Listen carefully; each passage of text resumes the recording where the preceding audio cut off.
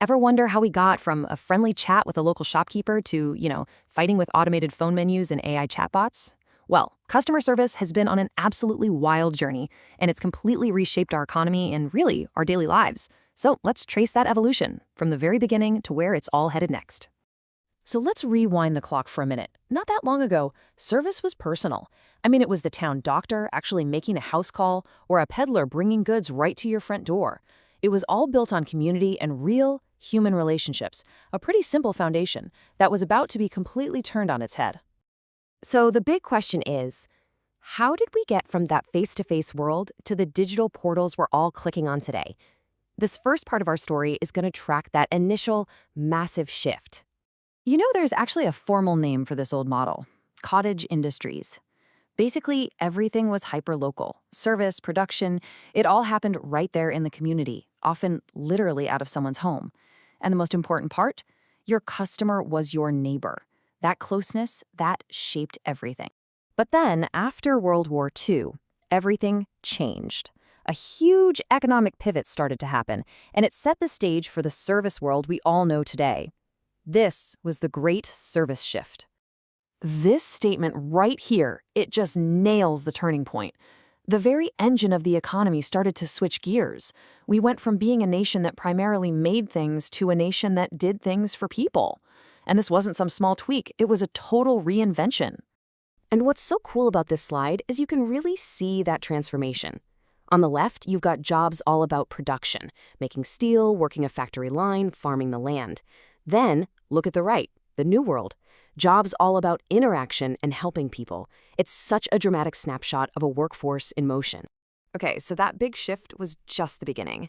Today, a whole new set of powerful forces are reshaping service all over again. Let's take a quick look at what's driving this modern wave of change. So, as you can see, there are really 5 key drivers here. You've got these big economic shifts changing what we value. Then there's the relentless march of technology and automation.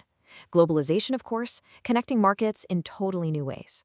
We all saw how major events, like the pandemic, can just hit the fast-forward button and change. And finally, our demographics are always evolving. Every single one of these is a huge agent of change. And get this, the trend is not slowing down. Projections show that the service sector is going to keep being the main engine for new jobs for a while. The service economy isn't just here to stay, it's still getting bigger. And this chart does a great job of showing exactly where that growth is happening. We're not just talking about abstract numbers.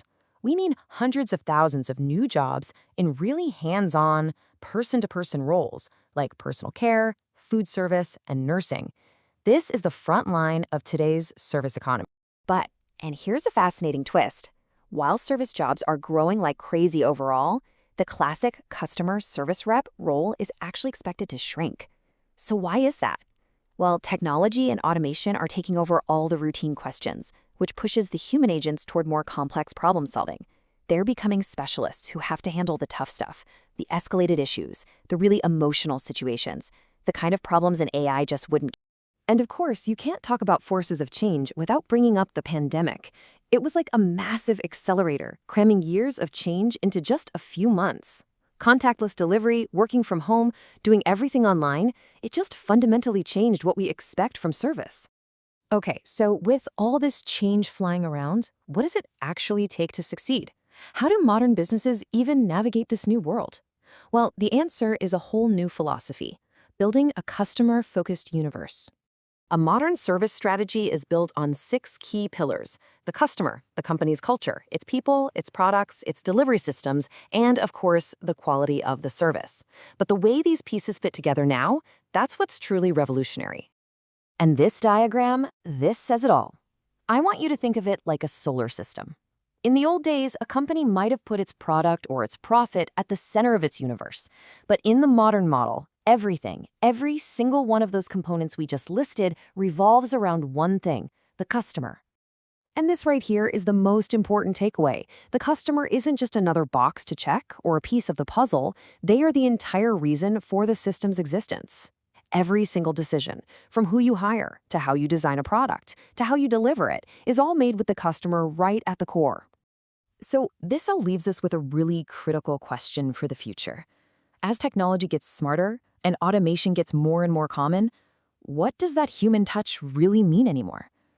As technology starts to handle all the routine stuff, it's the uniquely human skills, empathy, creativity, connection that are going to define what comes next.